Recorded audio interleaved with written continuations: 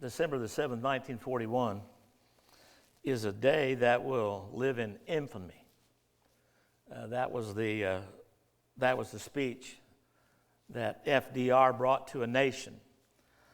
On December the 8th, he met with his chiefs of staff, his admirals and his generals, and he asked that they come up with a plan in order to attack the very heart of Japan. I brought the video to your attention for a couple of reasons. I liked the line when he said, "When I see defeat in my countrymen, when I see doubt and discouragement, that I believe that maybe God has brought me to this place for such an occasion as this." Have you ever been frustrated, discouraged, brought down, brought low? I get frustrated. I try not to let you see that, but I get frustrated. You know what frustrates a pastor? When I see ingratitude in the heart of God's people, an ungrateful spirit, irregardless of age, maturity, that frustrates me. When I see God's people lack faithfulness, for whatever reason, that discourages me. It frustrates me. When I see God's people complain, moan and groan, doom and gloom, that frustrates me. But I, in 40 plus years of ministry, have learned to do something. The reason that I showed you that clip is because that didn't happen. That's a fictionalized Hollywood version of what they wanted you to think happened. In reality, what happened was nothing like Hollywood depicts. And I bring that to your attention for a couple of reasons. The reality of this should set in as we look at it from a different perspective. Of over 40,000 plus photos that were taken of FDR, do you know how many included him sitting in a wheelchair? 2. He would roll over in his grave if he saw that depiction. That's Hollywood's spin on an event because it sells movies. It's said that President Roosevelt would go to great lengths not to hide the fact that he was handicapped, but not to rely on the sympathies of a nation that would expect him to be a leader, and he would go to great pains for you not to see him in a wheelchair.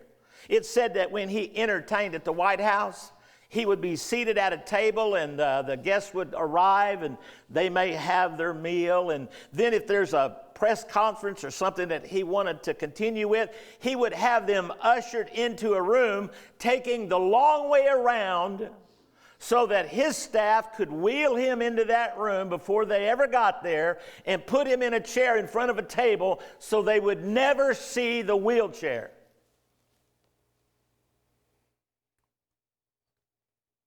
When does fact and truth take precedent over fiction? Always.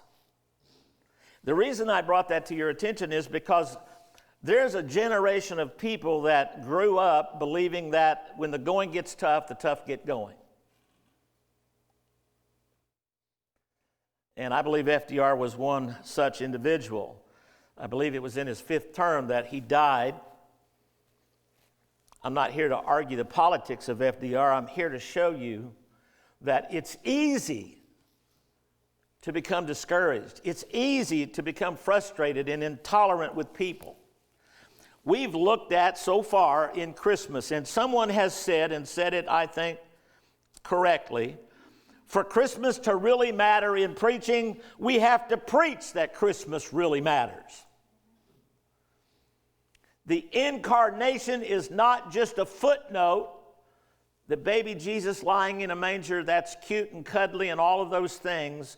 But I need for you to remember that Christmas matters because God became flesh and dwelt among us. Dr. David Jeremiah tells a story of a man by the name of George McCausland. He was a director of the YMCA in Western Pennsylvania. And he was given this task to try to bring back this YMCA genre. They were losing money, they were losing members, they were losing staff. He found himself working 85 hours a week, nonstop, to try to bring that back. He prayed, he asked God for help. Even when he wasn't at work, the thought worried him and bothered him, and he could not escape it.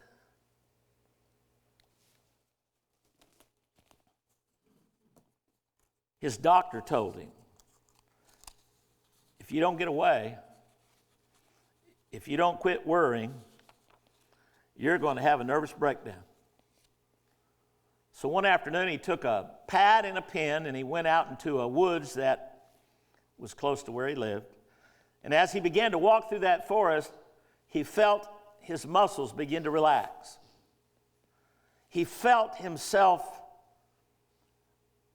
very gradually, but definitely beginning to relax. And so he took his pad and he took his pen and he sat down by a tree and he wrote God a letter. Here's what he wrote. Dear God, today I resign. Today I resign as general manager of the universe. Love, George. With a twinkle in his eye, he would go on to say, you won't believe what happened next. God accepted my resignation. We've got people in our church that need to resign. You can't fix everybody's problem. See, I told you you'd think I was talking about you. You can't make everything right. You can't cure all the ills of your family, friends, and co-workers, America, the church. You can't do it. It took me years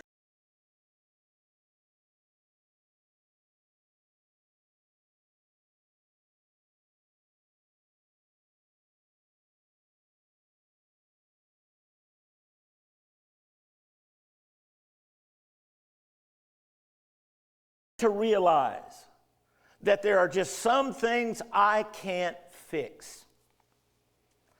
And I was just like that man. It bothered me and I'd fret over it, and I don't know that I took it out on Laura, but I'm sure she'll be the first to tell you I'm not necessarily the man of great patience. And don't you think that much has changed? I still have that nature. But I've learned that it's time to write God a letter. So you have a pen, and you have a real nifty, that's an old word, you have a great little spreadsheet on what Christmas is. On the back of that, I want you to write God a letter right now. Even there at home, get a piece of paper and a pen and write God a letter. You are going to resign from being the general manager of the universe. And you're going to sign it, you're going to date it, and then I pray to God that you'll believe it. Why does Christmas matter? Because God saw fit to bring a baby into this world. He saw fit to clothe himself in human form so that he could one day take on the sins of the world, that he could manage your stress, so that he could take what you cannot solve upon his shoulders. We read in the book of Isaiah, while we looked at Joseph in depth last week, we looked in the book of Isaiah, Isaiah chapter 7, And verse number 14, therefore the Lord himself shall give you a sign.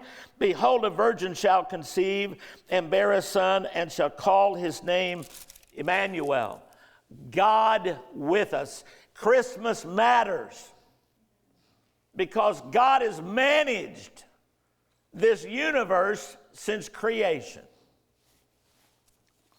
Now, I have in my notes a list of observations.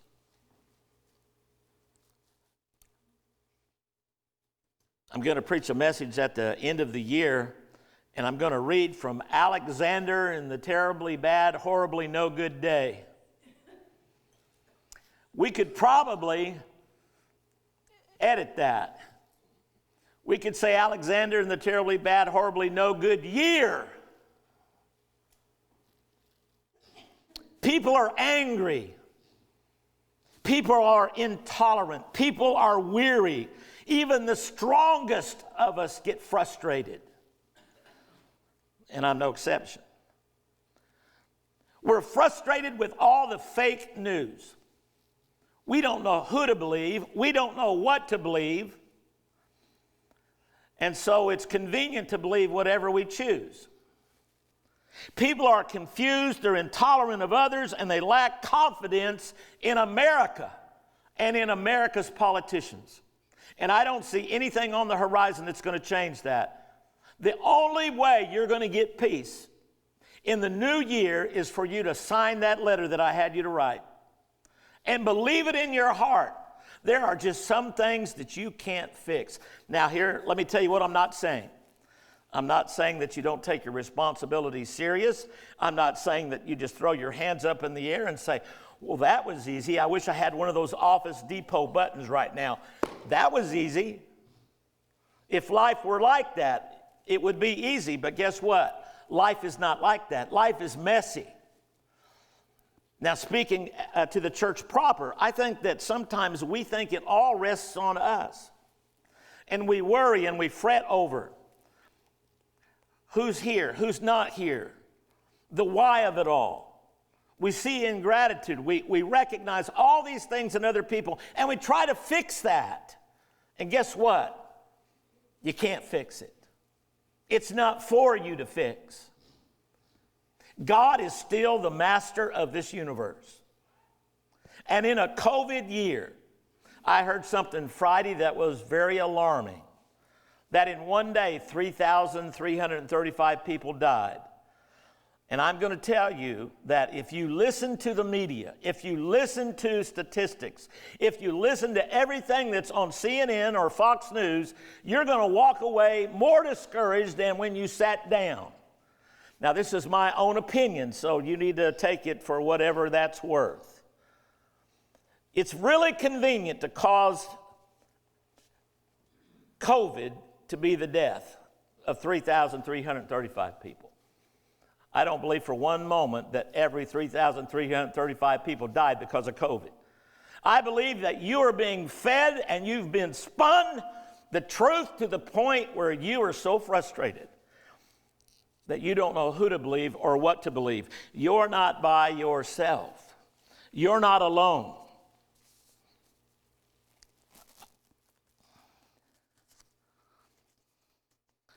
When FDR did look into the eyes of his countrymen, I'll tell you what he said to them. He said, get me a plan where we can strike the heart of Japan. And they came up with a plan. Jimmy Doolittle, I believe, was the raid that was set in motion. And I think I've given the church this not too long ago, but there was a professional baseball player that was undercover that went over and played in an exhibition game in Tokyo and took pictures and video from the highest tower in Tokyo, so that when that plan was enacted, when they carried that plan out, they used the footage and those photographs to bomb Tokyo. I read a report from General Nimitz. Now, he's a Texan, by the way. Chester Nimitz, an admiral. When he set foot on Pearl Harbor, He said there's one of three things that have happened. Number one, the Japanese made a terrific error in bombing on Sunday because 9 out of 10 servicemen were on leave. In actuality, it would not have been 3,800, but it would have been 38,000 had they chosen another day. Secondly, they failed to bomb the dry docks. The dry docks are where ships can be repaired. There were a few that suffered damage, but they didn't destroy the dry docks. Number three, they did not destroy the fuel reserve. And then he came up with this, or God was watching over us. And he followed it up with this thought. There's a reason why we have as a motto, in God we trust. There are people that would take that away. I didn't get to hear this last night, but in Durant there was a speaker, socialism, dream or nightmare. I would have liked to have been there and heard that. Because there is reason to suspect that the administration that will settle in office will take us that direction. I can't fix that. I can worry over that, and I can fret over it, and I can do any number of things, but here's the deal. I resigned. I resigned from being master of the universe. There are some things that you can't fix. You cannot control. I heard Dr. John MacArthur say this, and I think I may have already said it. I'm sure he has too. But right now, this world is poised for the advent of the Antichrist. Never before in the history of the world has the world been so taken in. Even in the pandemic in 1908, it didn't have the effect on the entire world as much as this pandemic. What I want you to take away from this is that Christmas is a reminder that if the God of this universe can plan man's salvation, we had a problem, God fixed it, God solved that problem in the person of Jesus Christ, had him to be born in the flesh of a virgin. You say, well, that's preposterous. It's crazy. Yeah, it would make for a good mini-series nowadays. But the facts are it's true. Whether you believe it or not, that doesn't matter. It's still true.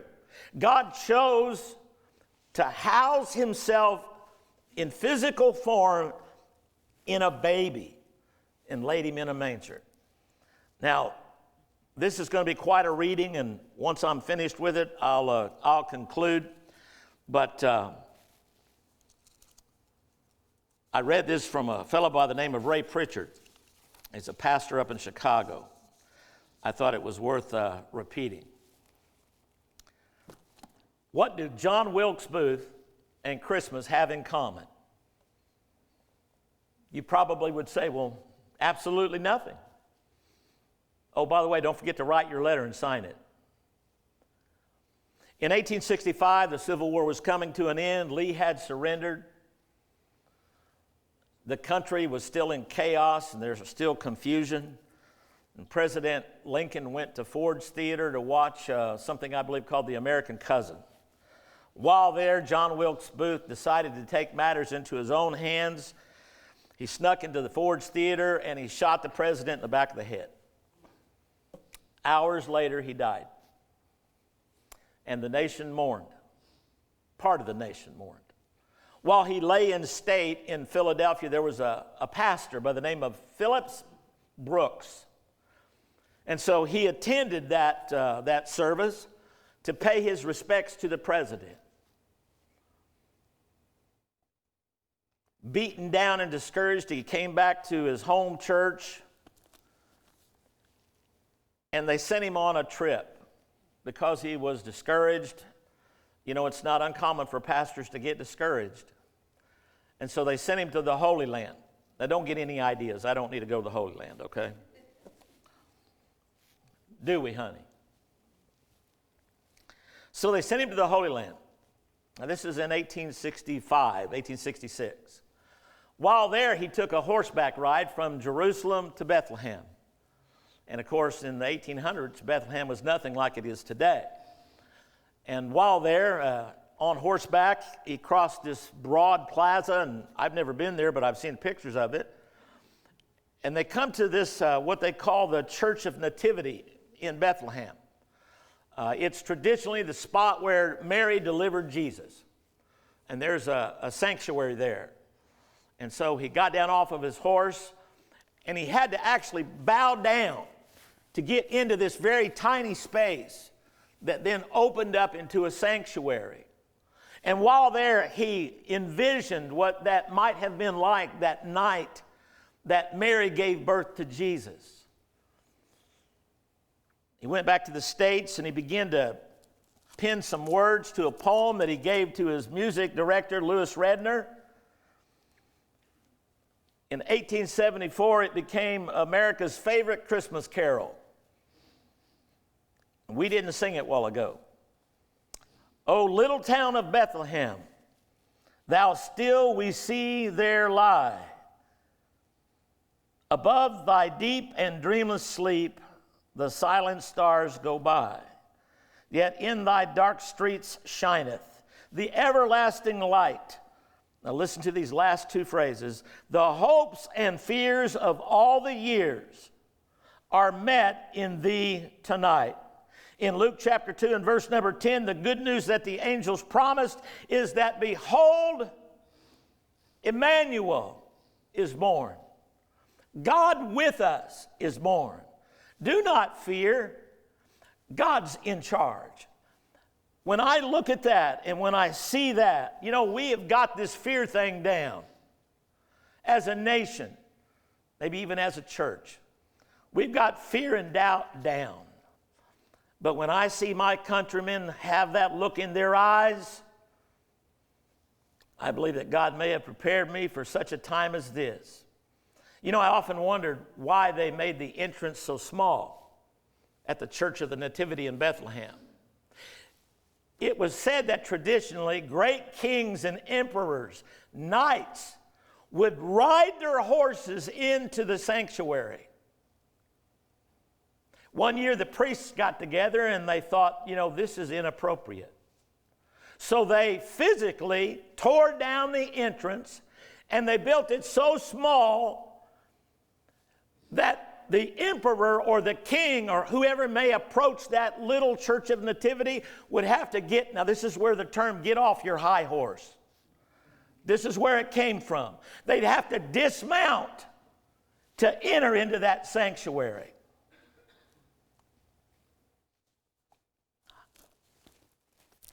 I don't care what you are. I don't care if you're a king, a prince, a pauper, a president. It makes no difference to me. It's time to get off your high horse and bow down to the King of Kings and the Lord of Lords. Now, I'm going to close with this, and it's, like I said, rather lengthy. I don't think I'll sit in the chair for this one. I want to read something to you that if you didn't know better, outside of the King James English, if you didn't know better, you'd think it was an excerpt from the year 2020.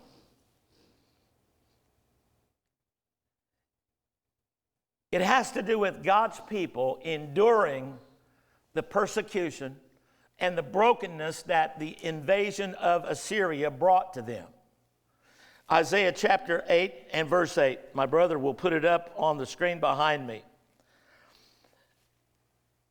And I'll make comment as I go through.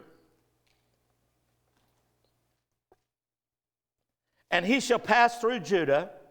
He shall overflow and go over. He shall reach even to the neck, and the stretching out of his wings shall fill the breadth of thy land. O Emmanuel. Being interpreted, God with us.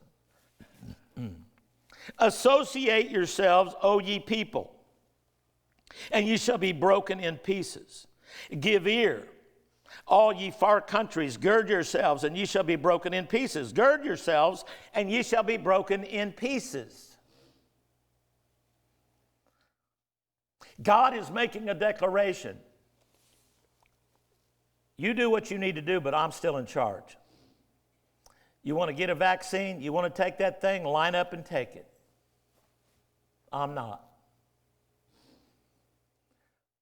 One day I may answer for this message in a way that you can't imagine. Pay attention. Take counsel together, and it shall come to naught. Speak the word, and it shall not stand, for God is with us. You can spin it however you want to, CNN, President-elect Biden, Bill Gates. You can spin this however you think that the gullible people of America will just buy into it. But when 36% of medical professionals say, I will not take that vaccine, I think you ought to sit up and take note. If you want to be led around like sheep with a ring in your nose, that's what you'll do.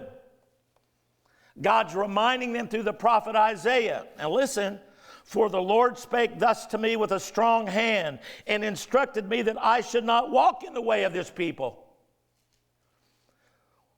We walk to the beat of a different drummer. We always will. We should.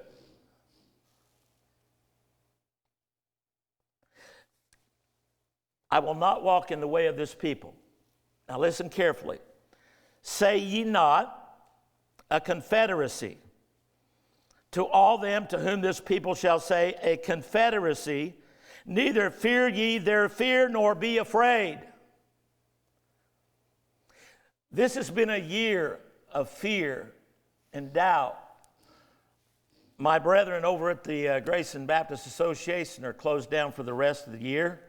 I think that might very well be wise. I'm not sure as to why that is, but I got the notice the other day, and certain meetings are being postponed, and we're trying to, think outside the box, and I think that we're going to have to do that. We've been trying to do that here. Now listen carefully. Sanctify the Lord of hosts himself, and let him be your fear. Let him be your dread. In other words, choose who and what and when and how you shall fear, what you shall dread. Hey, I don't know if y'all are aware of it or not, but one day we're all going to die. Newsflash, one day we're all going to die. It's appointed unto men once to die, and after this the judgment. If you have something that you want to reverentially respect God. If you want to have fear or dread, well, maybe you ought to fear or dread God. This world is duping us into believing we can sit in a circle and hold hands and sing Kumbaya because now we're all united. Isn't that special? They spin a yarn, and we're supposed to buy into it. Isaiah was told, you tell those people that are, by the way, they're being broken. They're being confronted with Assyria. You tell those very people, don't listen to what and how they spin this. Don't take your counsel from them. Take your counsel from me, because I am the Lord your God. I will sanctify you. What did we decide? We decided we would trust God, we would pray, and we'd wash our hands. We will continue to comply until we can no longer comply. Pastors in California are being fined $55,000 for not complying. They're considered a non-essential business. The strip club's open. The bars are open. But we're shutting your church down. No, you will not. It's time God's people got their act together. Get off your duff and get back to church. You want to fear something, you fear God. You fear the dread that he can bring. Now, lest you think that I've got an axe to grind, I don't. Remember, I already resigned. I can't fix everybody's problems. You know what I've found to be true? I can't make anybody do anything they don't want to do. so I don't worry about it. Doesn't mean I'm not concerned, it means I don't worry about it. I don't and I will not worry about it because I've resigned. Sanctify the Lord of hosts himself, and let him be your fear, let him be your dread, and he shall be for a sanctuary, for a stone of stumbling, and for a rock of offense to both the houses of Israel, for a gin and for a snare to the inhabitants of Jerusalem. That is properly understood to mean that for the inhabitants of Jerusalem that were, by the way, being led away captive, I still got this. Am I telling you not to take a vaccine? That's not what I'm telling you. I'm telling you what I'm going to do. And many among them shall stumble and fall and be broken and be snared and be taken. Bind up the testimony, seal the law among my disciples. If we can't figure it out, how do we expect the rest of the world to figure it out? I will wait upon the Lord, and hideth his face from the house of Jacob, and I will look for him. I will wait upon the Lord that hideth his face from the house of Jacob, and I will look for him. Behold, I and the children whom the Lord hath given me are for signs and wonders in Israel from the Lord of hosts, which dwelleth in Mount Zion. I have this huge asterisk in verse 19. And you're going to swear it was written for the 21st century. And when they shall say unto you, seek unto them that have familiar spirits. Seek unto those that spin a yarn a certain way. Now, I'm going to tell you what America's got going on right now. It's a peep show. It's a carnival act. It's a sleight of hand. Now you see me, now you don't. What's God telling Isaiah to tell the people? Pay attention. When they shall say, seek unto them that have familiar spirits, and unto wizards that peep, whisper, spin a yarn. Last night I heard that because of the amoeba and Charles Darwin, we don't have anything to worry about. It was 100 million years in the making. Why fret over it? And I wanted to gag. They spin it like it's truth. It's not. It's a peep show. Now, I don't know, that might mean something different to you than it does to me, so I guess I ought to be careful there. It's an act. Those that mutter, should not a people seek unto their God, for the living to the dead, to the law, to the testimony, if they speak not according to this word? It is because, why do we hear what we hear today? Here it is. You ready? Christmas matters more this year than maybe ever before, with the exception of the first one. Why do they spin it that way? You can watch Hoda in the morning. Is her name Hoda? Hoda. I'm not trying to make fun. I don't know how to pronounce her name. Hoda. You can watch her in the morning if you want to. She's reading from a script, by the way. To the law and to the testimony, if they speak according to this word, it's because there is no light in them. And they shall pass through it, hardly be stead and hungry, and it shall come to pass that when they shall be hungry, they shall fret themselves and curse their king and their God and look upward. This world is poised. This world is ready. America awaits the dawning of the Antichrist. Did that get your attention? You better sign your letter. And they shall look unto the earth, and behold trouble and darkness, dimness of anguish, and they shall be driven to darkness. I saved the best for last. We close with this. Nevertheless,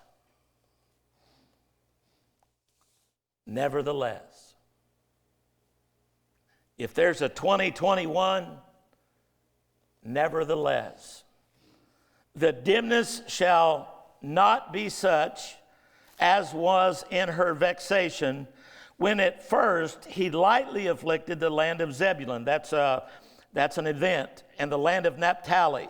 Afterward, he did more grievously afflict her by the way of the sea beyond Jordan in Galilee of the nations. It's a specific time. The people that walked in darkness have seen a great light. They that dwell in the land of the shadow of death, upon them hath the light shined. Thou hast multiplied the nation and not increased the joy before thee according to the joy in harvest, as men rejoice when they divide the spoil. For thou hast broken the yoke of his burden, and the staff on his shoulder, the rod of his oppressor, as in the day of Midian. Another example. For every battle of the warrior is confused noise. In the midst of how they spin this, there's confusion. And nobody knows what to believe. They call that fake news, by the way.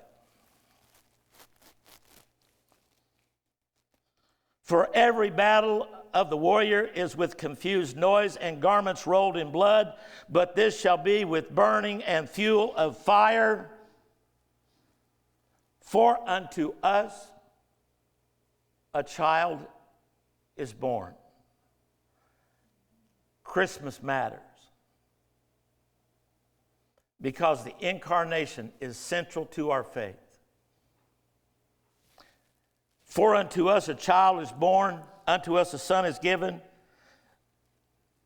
and the government shall be upon his shoulder. Can't wait for that. And his name shall be called Wonderful, Counselor, the Mighty God, the Everlasting Father, the Prince of Peace. Of the increase of his government and peace there shall be no end, upon the throne of David and upon his kingdom, to order it and to establish it with judgment, with justice from henceforth, even forever. The zeal of the Lord of hosts will perform this.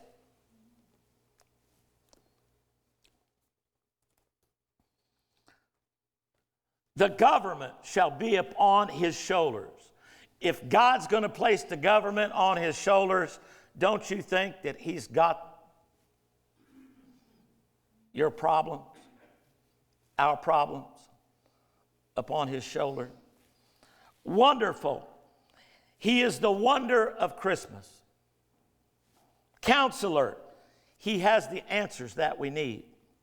Mighty God. He has the power to help us.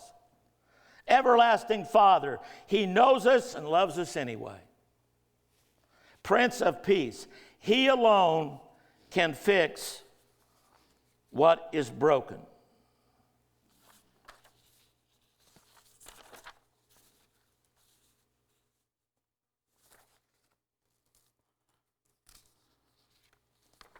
I want to give you one other thing, if I can find it.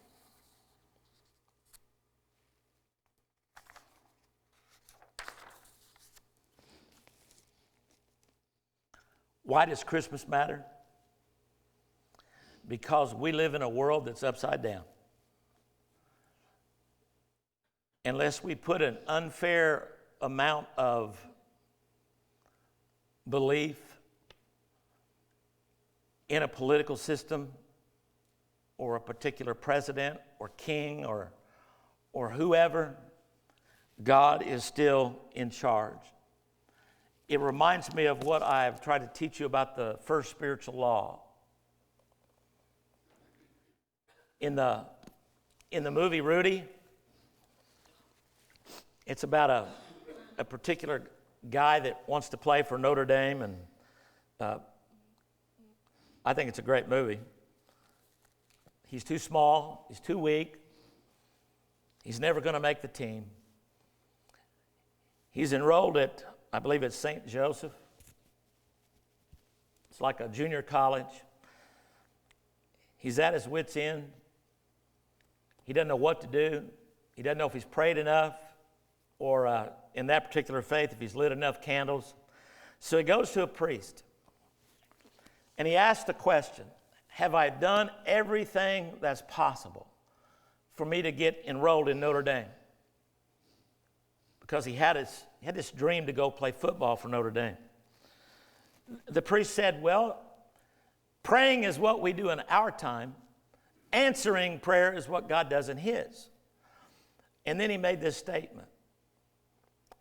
He said, in 35 years of the priesthood, I have concluded two things for certain. Number one, there is a God. And number two, I'm not him. The first spiritual law is this: he is God, we are not.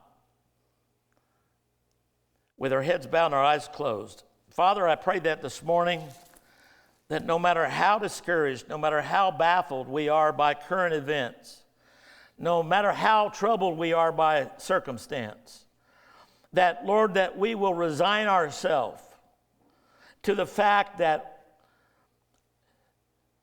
you have this. Lord, we'll do everything that's humanly possible, but in the end, we're going to trust in you. We're going to look to you for the answers. We're going to look to you for the hope. Lord, there's not any one of us that believe in our heart that this thing is too hard for you. At the same time, we have to balance our families and our church, and we want to try to do the things that common sense would prevail and cause us to do. But Lord, there's a part of us that we're weak and we're fragile, and we get frustrated and discouraged, and we doubt and we begin to fear. Lord, Christmas matters most because it mattered most to you. The incarnation is not just some little story about a baby in a manger. It's about you planning a way for man to walk in fellowship with you. Jesus was born so that he might grow to die on behalf of men. Help us to recognize that. Help us to back away from the things that we simply cannot fix, the things that we cannot know, things that are unknowable. Help us to trust in you so completely that worry and anguish and anxiety, they pass off. It falls off. We shred that doubt. We shred that anxiety. We rest in the hope and we wait for you. Lord, we wait, and again I say we wait for you, Lord, to give us what we need today. For those that are fearful, you know how frail we are. You know we're prone to do this. Lord, help us to rely more heavily on you than we do in man and all the hopes that we put on men of government, men of medicine, men of cultural significance. Lord, help us to recognize you are in the middle of all that. And I pray specifically for this church right now, that you remove doubt, fear, anxiety. Help us to turn that frustration into joy. Help us to see things the way you see them. Help us to look each other in the eye and encourage each other today. I pray in Jesus' name, amen.